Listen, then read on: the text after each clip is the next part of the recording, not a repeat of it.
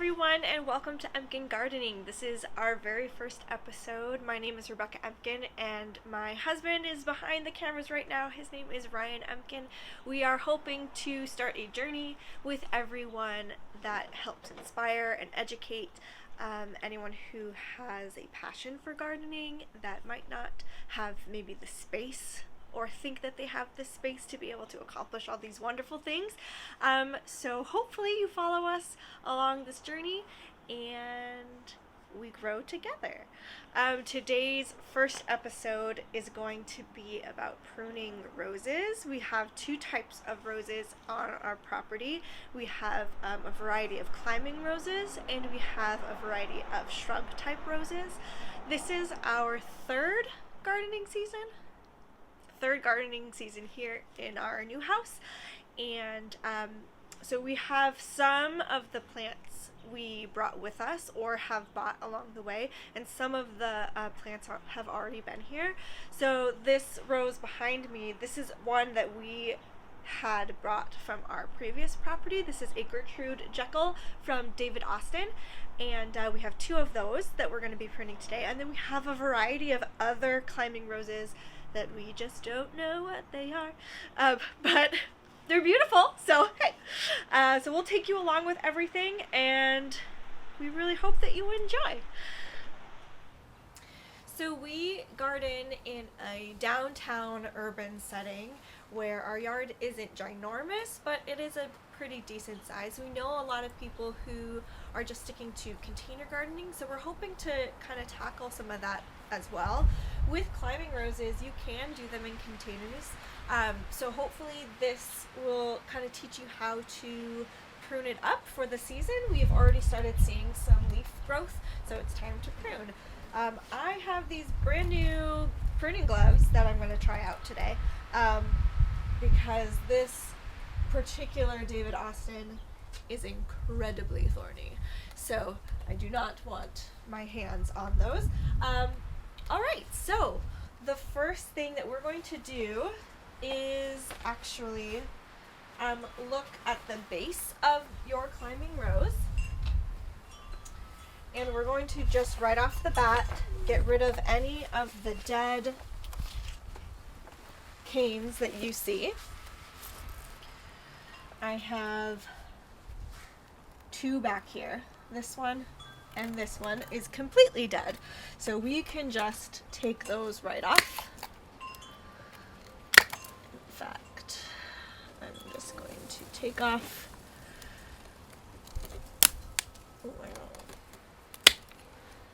that one. I am using my Felco 300s today for this project. We love Felcos. We'll probably be talking about them a lot throughout all the videos, but they're just so versatile and strong, and you can use them in a variety of settings. So we're going to look for the dead or damaged canes, and we will take those off. The other thing that I'm going to do right off the bat is, do you see this cane kind of growing straight out into the courtyard? We don't really need that cane, so we're gonna just pop that one off. That is not one that we need. So with climbing roses, you have the main canes, and then you have lateral canes, and the lateral canes are the ones that produce the blooms on them. So a good example is if you see this main cane coming up from the bottom, all of these little canes coming off are all lateral canes, but you can see that some of them are not alive. So we're going to take off all of the weak looking stems, because we don't want any weak growth.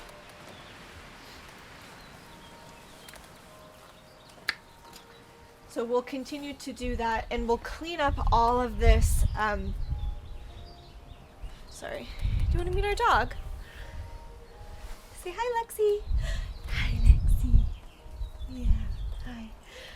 She'll be along for the journey too. Hopefully she doesn't eat any rose bush canes. That'd be great. Alright, so we're going to continue to kind of trim back those lateral canes coming off of the main stems, and that'll help kind of rejuvenate it to produce more blooms. The other thing that we are going to do, not in this video, in a different one, is start training these canes along the back fence. And there's a variety of ways that you can train them. You can see with this one, we kind of have half of it growing that way and half of it could potentially be going this way. Leave it. That's a bleeding heart. Half of it's going this way, so we can start training those. And Ryan and I are going to figure out the best way to do that. We're thinking maybe hooks, because you won't be able to see the hooks once all the foliage is there. So yeah, that'll be a step not in this video. The very last thing that you want to make sure that you do is take off any of the foliar growth that is on the leaf from the previous season. That'll help, and clean up the bottom. That'll help clean up any of the overwintering insects that might still be there. And we did have quite a bout with aphids last year, so we'll be proactive this year to try to combat that. All right, so we're gonna just take after this, and hopefully you can see some really close-up shots of getting that lateral growth down, taking out all of the dead stuff. If you look right here, this whole thing right here in the middle is completely dead. Do you see the different colors? This one is green. This is completely brown. So we're just going to take out that whole cane right there. All right. So we're going to just take after this one and then take you guys along the journey for the other climbing roses that we have on our property.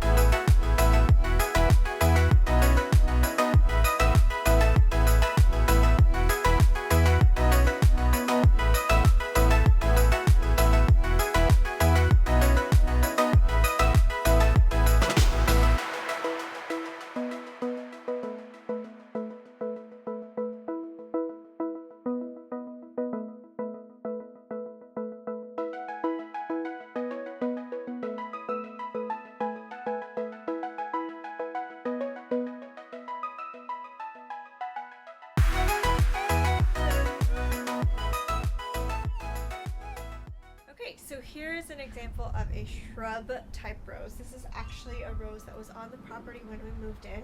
We're not entirely sure that it is a shrub rose, but based on the growth habit and the difference between this and the other climbing roses, we are going to treat it as a shrub type rose for right now and see what happens. Because that's what you do in the garden, you just don't know. So we'll go through kind of how you would treat a shrub rose when you're pruning it before spring, because it is slightly different than a climbing rose.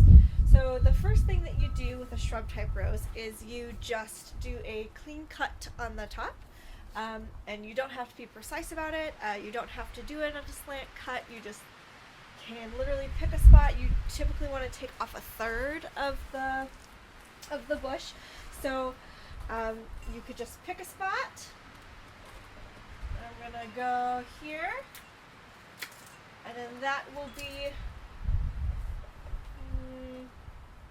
yes, that'll be my first kind of shear of the plant, and that way you can really start to get into it. So I'm just going to use that spot as my guide and go for it.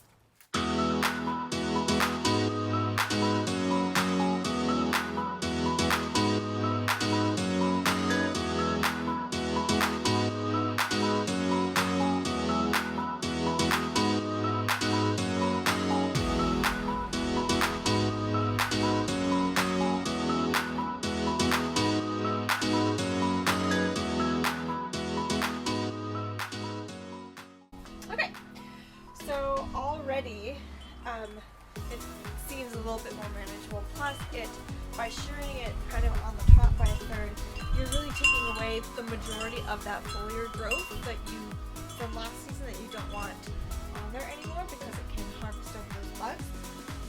So then what we're going to do is kind of the same with the climbing rose. We're going to look for any dead branches, weak branches, or damaged branches, and if you look right here, you can see a good example of a damaged branch. We don't want that to stay, so that's a good indicator. It needs to come out. We're like right here, not even a touch anymore. Perfect.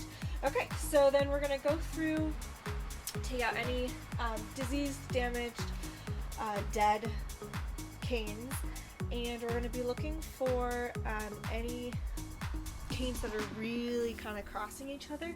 We want to try to open up the center of this shrub to allow some more airflow.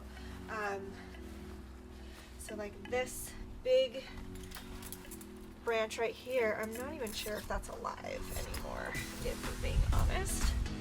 So I might just take out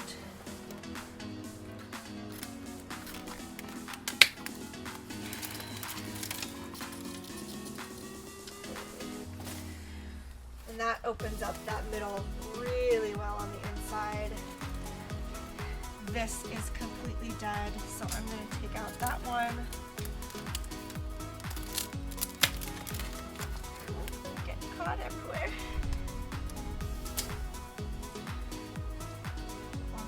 It's already better airflow in there. The airflow helps with preventing any disease and getting light in the plant. This area of the courtyard doesn't get a whole lot of light, so anything that you can do to help with that. Okay, so I'm going to just keep going and really focus on getting the inside good, making sure there's no dead branches anywhere, and then same thing, we're going to move all the leaves around for the base, and then at the very end we can fertilize it. Alright, here we go.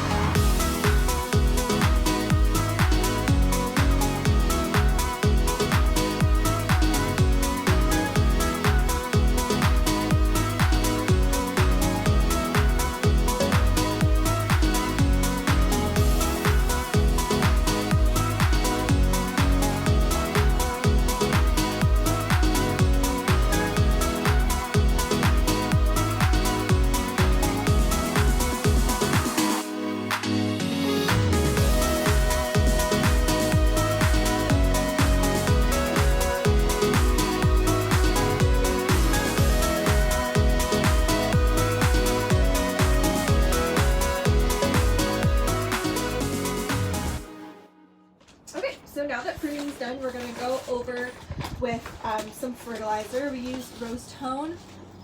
It's snowing. Well, that's cool. We use rose tone from Epsoma. You can use it for any type of shrub that has a woody base. So like hydrangeas, you could use this on. You could just follow the directions. We love using Epsoma products. It's the only fertilizer we use. So for established plants, it says a cup and a quarter around the drip line. So the drip line you can find, it's not the root ball of the plant. It's kind of the outermost where the plant would fall would be where the drip line would go. So this guy's kind of over here, but kind of like that over there. So we're gonna go through, do our cup and a quarter.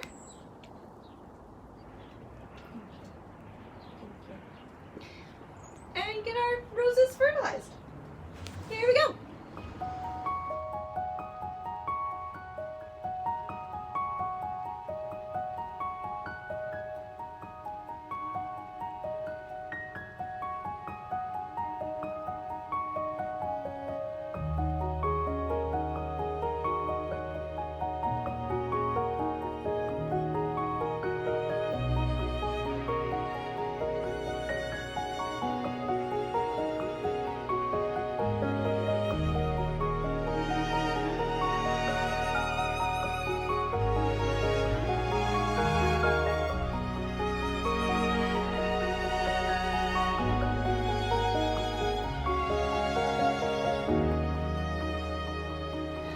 Thank you everyone for watching. I hope that you found this helpful. If you did, you can push the like button or subscribe to our channel to come on this adventure to grow with us. Thanks.